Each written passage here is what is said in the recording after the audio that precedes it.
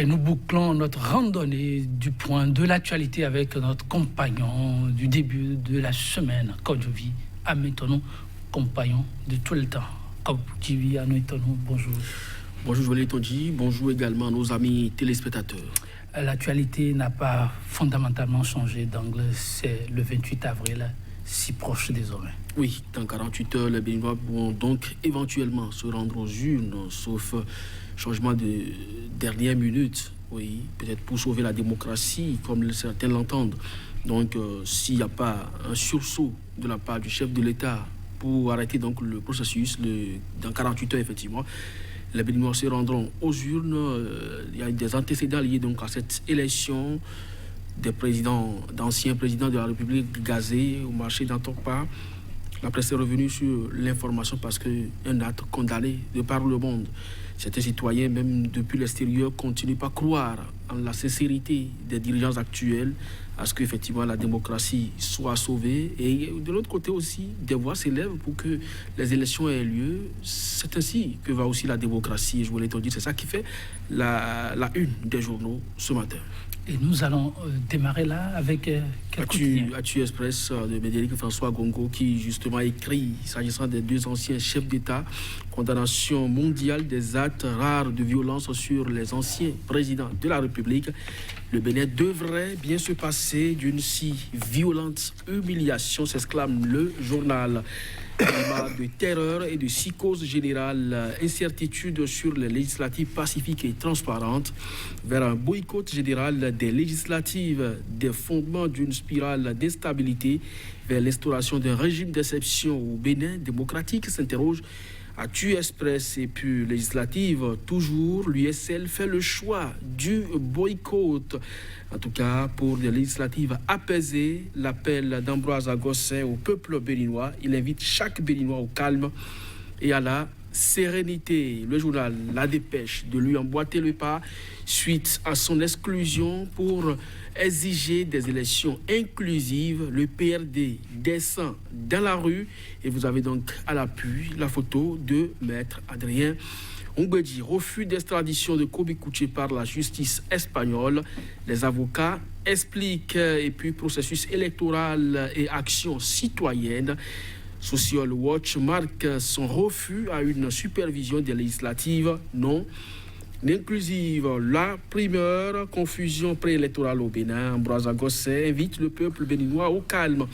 L'Audace Info, en exhortant tous les concitoyens béninois à ne pas participer donc, au scrutin du dimanche prochain. L'USL dénonce la mascarade en téléchargement. Et puis, le journal Le Confrère de la matinée, tenu des élections législatives de dimanche. Les signes avant-coureurs d'un rendez-vous manqué, s'interroge le journal. En tout cas, l'USL appelle ses militants et militantes et le peuple béninois à ne pas sortir. Et il n'y a pas d'élection sans nous, dit Parfait Aoyo, membre du bureau politique du PRD. La CGTB, ses militants se démarquent de toute participation. Il y a eu un appel au bon sens de talent. Social Watch refuse de superviser un scrutin non inclusif. Et puis, 3 ans de Patrice Talon, c'est un terrorisme sur les magistrats d'ici. Marc Robert Dadaglo, le président de l'UNAMAB. Le nouvel observateur, consigne du délégué général de l'USL à la veille des législatives.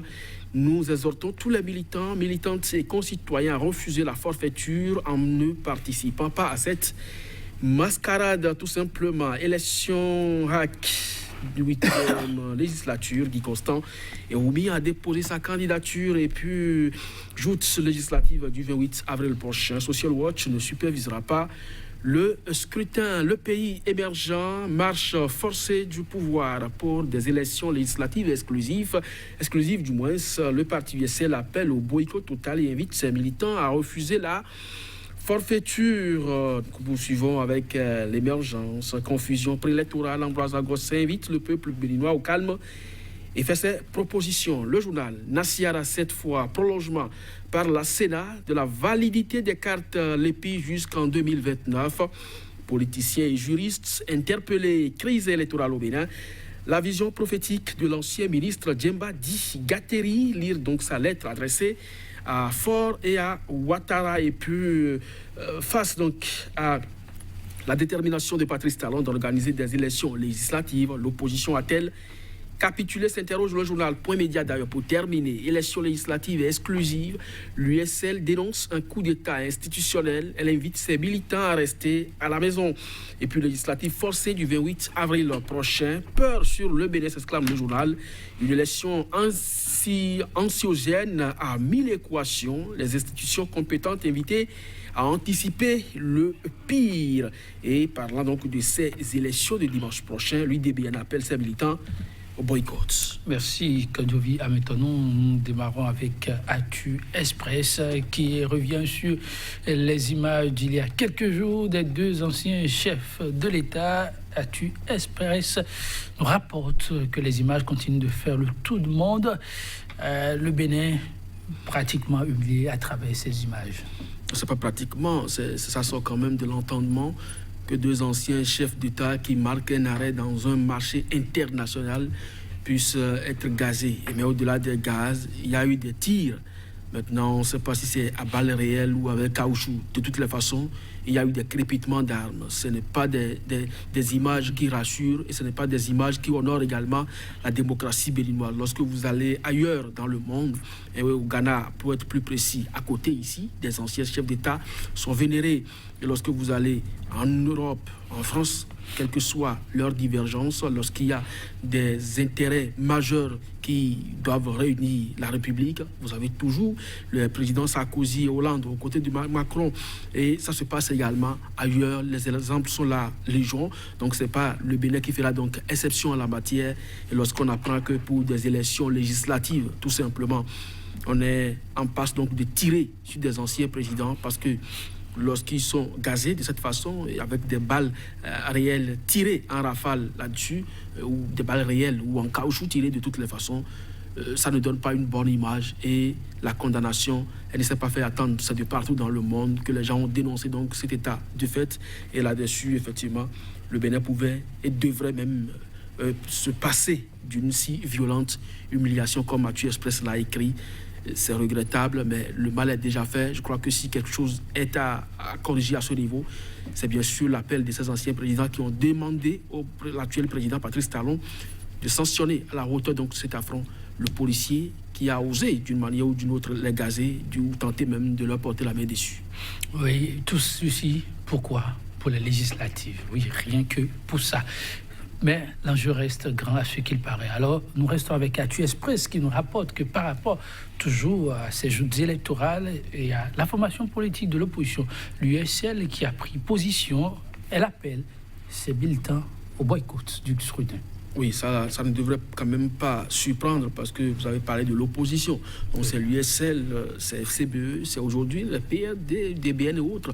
Mais c'est quand l'UDBN aussi donne donc pratiquement le même consigne de vote que là, il y a vraiment une formation. Donc c'est dire simplement que beaucoup ne se retrouvent pas dans ce qui se passe jusque-là. Oui, nous avons toujours cru. Et comprendre parce que les dernières sorties de ces deux formations politiques, je veux parler de l'UDBN et des PRD par exemple, ne rassurent pas les citoyens. Mais si aujourd'hui l'UDBN emboîte le pas à l'USL qui déjà invite ses militants à rester calmement chez eux pour éviter les brimades parce qu'un ministre de l'Intérieur candidat leur a déjà promis qu'il y aura des contorsions, il y aura beaucoup de fractures, il y aura également des brûlures si vous hasardez donc sur le terrain électoral à la limite aujourd'hui. Donc ces propos du ministre n'ont été condamnés par le gouvernement, encore moins le chef de l'État. Ça voudra dire que c'est d'actualité. Donc, de ce point de vue, pour éviter donc un bain de sang, pour éviter que des citoyens se fassent brûler parce qu'ils veulent exprimer leur vote, pour éviter qu'il y ait des fractures parce qu'on veut aller voter, eh bien, que chacun prenne donc la mesure de la situation. Et pour responsable que vous êtes, et vous êtes quand même en droit ou qualifié pour inviter donc vos militants à garder leur calme et à rester, si possible, chez eux, pour que la paix soit préservée dans la République. C'est dommage. Patrice Talon l'a dit, le président de la République, et nous l'avons plusieurs fois cru et soutenu sur ce plateau. Nous avons estimé que les périodes électorales et surtout à la sortie des élections, le Bénin doit toujours rester pacifique. Et c'est un moment de fête, malheureusement, ce n'est pas ce que ça renvoie aujourd'hui, le dimanche prochain. Ce n'est pas forcément à craindre, mais c'est à redouter. Oui, à redouter, pendant qu'il y en a qui donnent de la voix, appelant au boycott, le PRD y croit encore, élection inclusive. Et pour mieux se faire entendre, le quotidien, la dépêche nous rapporte que cette formation a choisi une autre option, descendre dans la rue avec son leader charismatique. Oui, je ne crois pas que ce soit aujourd'hui la bonne alternative que le PRD a trouvée, parce que ça a mis du temps. Ça a mis du temps pour arriver. Et il y a eu quand même des moments où chacun pouvait quand même manifester son mécontentement. Vous avez laissé faire, vous avez soutenu. Toutes ces lois aujourd'hui qui posent problème, c'est le président du PRD qui était président de l'Assemblée nationale. Il a même été prévenu par les membres de son parti, député à l'Assemblée nationale, pour lui dire si jamais on adoptait ces nouvelles dispositions électorales, c'est le PRD qui sera enterré. Il n'a pas cru devoir donc les entendre de cette oreille-là. Mais aujourd'hui, le fait est là que le PRD aujourd'hui ne participe pas non plus à cette élection. Eh bien, dénoncer, oui, mais aller troubler l'ordre public, je ne sais pas ce que la police républicaine leur réservera. Toujours est-il qu'elle est décidée, je ne sais pas si c'est républicain ou si c'est une milice au solde de quelqu'un, mais à mater tout ce qui peut bouger dans ce sens-là. Et le ministre de l'Intérieur leur en donne quitus parce qu'il a promis la fracture aux citoyens béninois. Tout ce tableau inquiète plus d'un. La société civile en première position. La Social Watch nous apprend, la dépêche a pris une option, celle de ne carrément pas aller superviser si c'est vraiment les deux formations-là qui devront aller aux unes, parce que les deux reviennent à une seule formation. On croit le porte-flambeau de Social Watch. Oui, mais ce n'est pas la première fois que ce réseau d'ONG donne de la voix. Elle a déjà suspendu sa participation au processus au niveau de la plateforme des OSC. Aujourd'hui, elle revient à la charge pour estimer qu'elle ne participera donc pas à la supervision. Elle est restée donc dans la même dynamique pour dire en réalité que ce n'est pas bien ce qui se passe, et en tant que société civile, il faut pouvoir quand même se démarquer et donner jusqu'à preuve contraire qu'effectivement la préservation de la paix, c'est l'intérêt de tous et c'est à saluer quand même. Merci Kodjo Via maintenant, chers téléspectateurs, merci d'avoir une fois encore été à nos côtés. Retrouvez-nous lundi pour découvrir d'autres sujets à la une des journaux.